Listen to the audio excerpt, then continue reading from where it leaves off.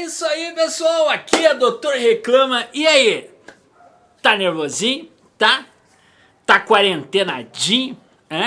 Que houve? Deu um peido e se cagou? Bom, galera, então vamos fazer um Reclama News aí, que faz um tempo que o Doutor Reclama não faz um Reclama News tecnológico, né? Vamos comentar aí algumas coisas, né? Segundo os papos aí que rolam, né? As bocas alheias, na verdade, no caso, os usuários da linha Samsung, né, estariam entrando com uma petição, os fanboys da Samsung estariam entrando com uma petição no Reino Unido, né, que pede a utilização do processador Snapdragon em vez do Equinox. Olha aí, o que você acha disso? Comente aí e diga qual é a sua opinião, né? Segundo os usuários, essa petição já está para mais de 40 mil pessoas, apesar da Samsung ainda não ter respondido, né? Segundo os usuários, o desempenho é menor do Equinox, né? Do Exynos, e o consumo de bateria também. Além dos sensores de câmera, né, e processamento são inferiores à linha do Snapdragon. Então, segundo alguns testes, né, que não são os testes que a Samsung fala. O mais interessante é isso, que a Samsung, quando vai lançar o Equinox, ela diz que é melhor que o Snapdragon. Comente aí o que você acha, dê sua opinião, né? Mas segundo alguns usuários, a tal GPU Mali 677, né, que está sendo usada agora no S20, não está dando no couro, né? E os sensores de câmera estão ficando cada vez piores. Olha aí, olha o dilema, né? Olha o dilema. A galera tá descontente com o processador Equinox, né? E agora tá querendo aí que a Samsung dê um jeito. Na verdade, a Samsung, a gente sabe aí que não gosta muito de pagar royalties para a Qualcomm, né? Então aí a gente vê uma certa guerrinha burocrática e de direitos, né? Ao qual todos querem ganhar e embundar o usuário final. Apesar de que eu acho interessante comentar isso com vocês, que a Samsung insiste em dizer que o Equinox, né, o Exynos, é o bicho papão, né?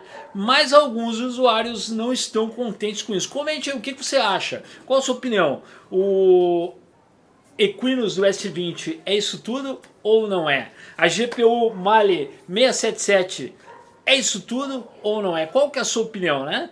Bom, galera, no caso a GPU do Snapdragon é a Cortex A77, né? Segundo os críticos, dá um pau na Mali G77.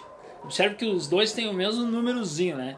G77 e A77 da Qualcomm A77, Cortex A77 e G77 na Mali do Equinox, né? No caso que, segundo alguns, o Snapdragon 865 daria 20% a mais de desempenho do que o Exynos 990.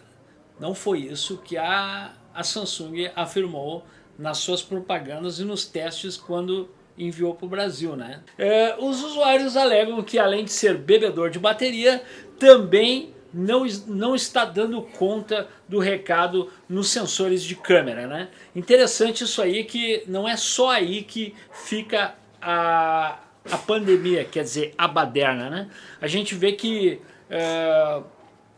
o S20 aí, no caso a linha S20 aí, tá dando bastante o que falar. Mas o detalhe todo é que, bom, eu sempre achei, mas é uma questão de opinião, né, que o Snapdragon era bem superior ao Equinox. Apesar que a Samsung vem melhorando esse processador, mas obviamente eu acho que o usuário final tinha que ter o direito de escolha, né? Tinha que ter o direito de poder dizer, não, eu quero o Equinox, o Exynos, ou eu quero o Qualcomm, né? Mas não dão isso, o corporativismo voraz, né, não dá esse direito ao usuário. Então, quer dizer, você observa que, tipo, nos States você consegue comprar o Equinox com o Snapdragon, né, e alguns outros países.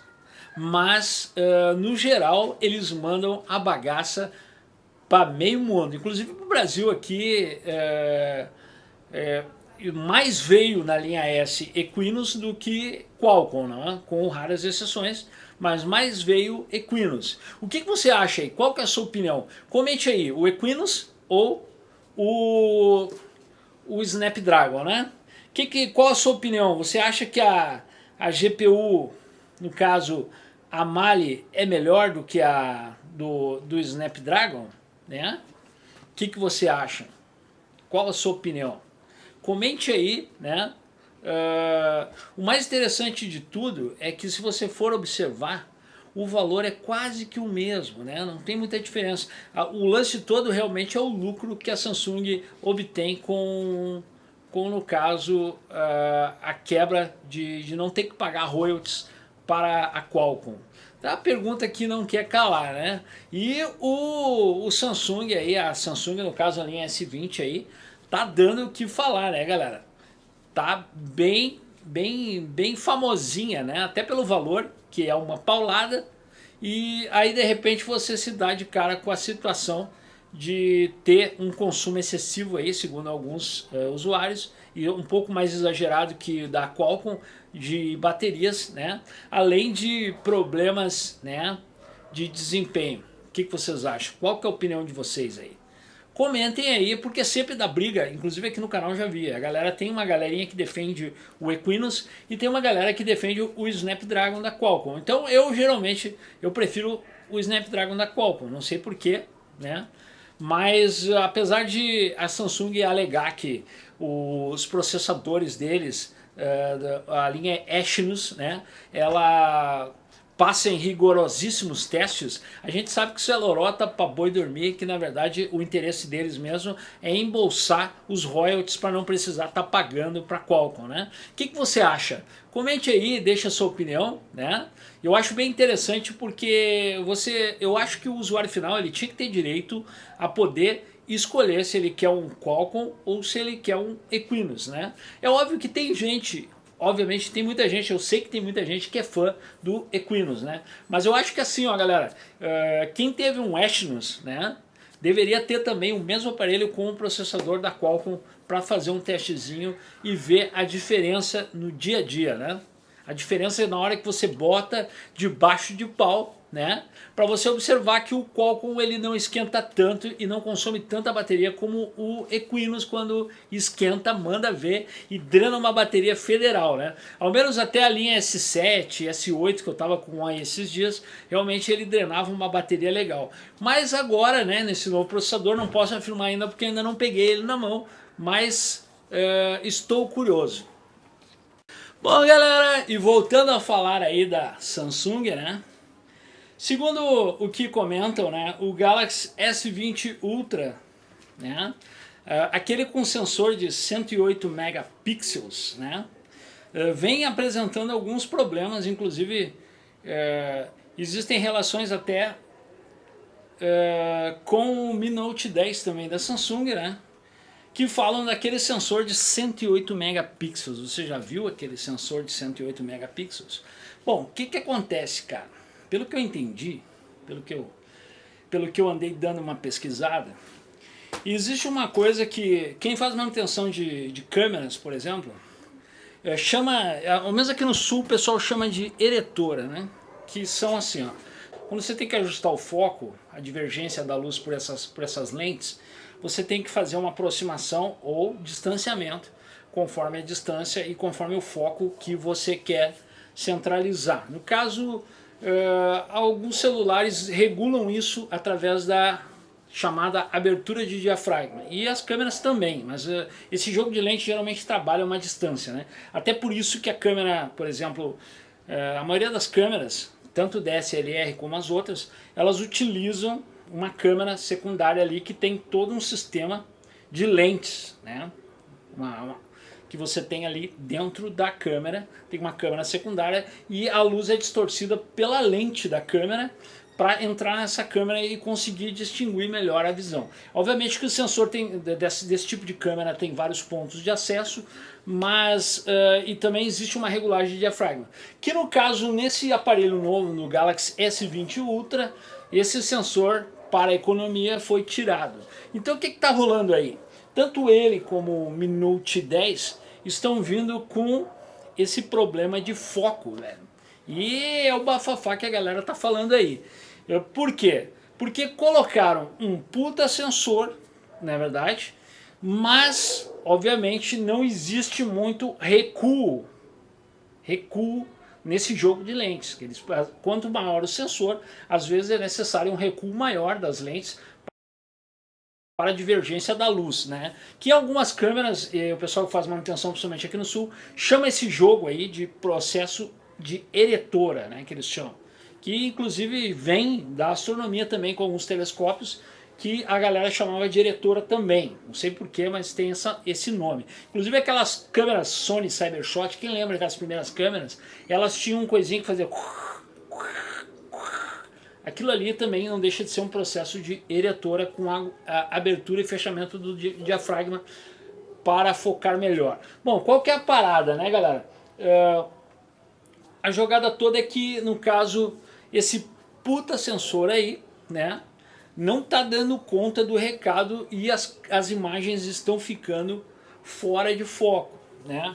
Tanto no Mi Note 10 quanto no S20 Ultra. Agora você imagina pagar um balaio de grana, você imagina assim, ó, a situação. Você paga um balaio de grana no Galaxy S20, né?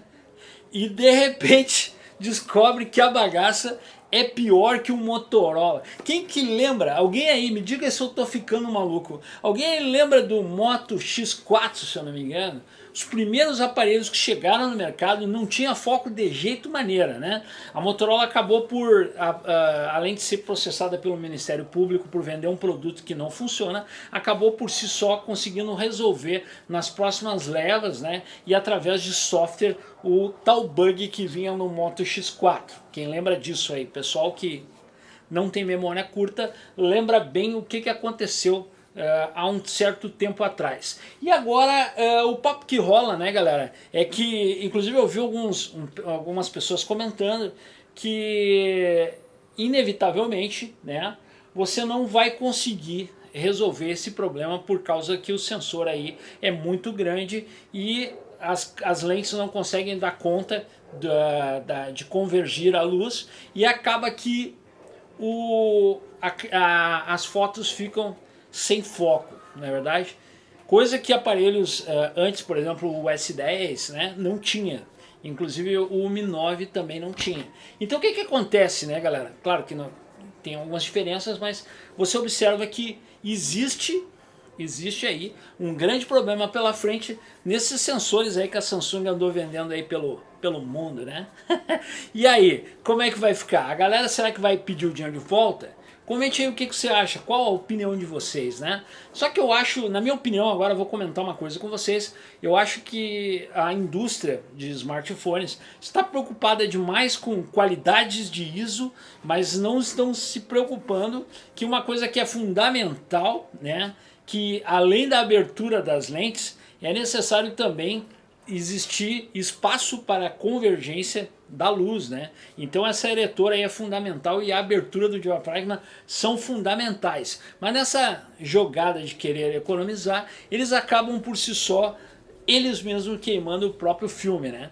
E agora a gente acha aí, por exemplo, tem muita gente comentando que não vai ter como resolver. Eu acho que é possível que a Samsung dê uma melhorada. 100% não vai ficar, mas bem provável que os softwares da Samsung são muito bem desenvolvidos, que eles vão conseguir dar uma melhorada nisso, até porque a própria Motorola tinha um efeito muito semelhante no X4, não tinha a ver com o sensor, e sim com a machine learning, né? Que na época era bem diferente do que está acontecendo agora, mas acho que eles podem dar uma melhorada e dar uma suavizada nisso aí. O que você acha? Comente aí a sua opinião. Eu acho que provavelmente a Samsung vai resolver. Não digo que a Xiaomi em questão resolva, porque a Samsung realmente nos softwares de câmera eles se puxam, né? E tem uma tecnologia bem desenvolvida, mas provavelmente vão dar suporte também para esses aparelhos da Xiaomi com esse sensor aí de 108 megapixels, né? tudo isso de megapixels, e a própria machine learning, de repente até o processador, não está dando conta de toda essa imagem de qualidade incrível, né? Comente aí o que você acha. E segundo alguns comentários, né, galera, a Apple, né, pretende abandonar o controverso Notch, né, Notch, que eles chamam, que é aquele dentinho ali na tela que tem em cima, que abriga ali a câmera, né, e o sensor de presença, né, não é verdade? Bom, segundo algumas fontes, né, a Apple vai abandonar o tal dentinho, aquele que tinha ali em cima ali, que vinha na linha X, né, na linha XR, no iPhone 11 e o 11 Pro, né, e a tela vai ficar limpinha. Vou ver se eu coloco uma foto aí para vocês derem uma olhada. Comentem aí o que vocês acham. Eu acho que é uma boa, né, velho? Afinal de contas, já encheu o saco aquele notch na tela. Aquilo ali realmente, olha, é uma coisa assim que eu fico pensando. Às vezes você fica olhando umas tendências e fica tentando entender por que os caras inventam uma porcaria daquelas ali, cara. Eu achei completamente desnecessário. Eu achei aquilo exageradamente, né, ridículo. A tal da tendência, às vezes, na minha opinião, só retrocede a evolução, né, das indústrias. Então comente aí o que você acha. Vou colocar a foto aí para vocês darem uma olhada, né. Gosto é que nem brioco, cada um tem o seu, mas eu nunca gostei daquele notezinho na tela ali, né. Nunca gostei daquela parte feia ali e desnecessária. Acho que isso aí já podia ter sido superado há muito tempo, né. Eu não sei porquê, mas todo mundo diz que foi a Apple que veio com aquilo, mas na verdade a gente sabe que não foi, né? A gente sabe que já tinham outros fabricantes, inclusive chineses, que já usavam aquele notezinho na tela ali. Mas é isso aí, comente o que você acha aí e compartilhe o vídeo. Valeu!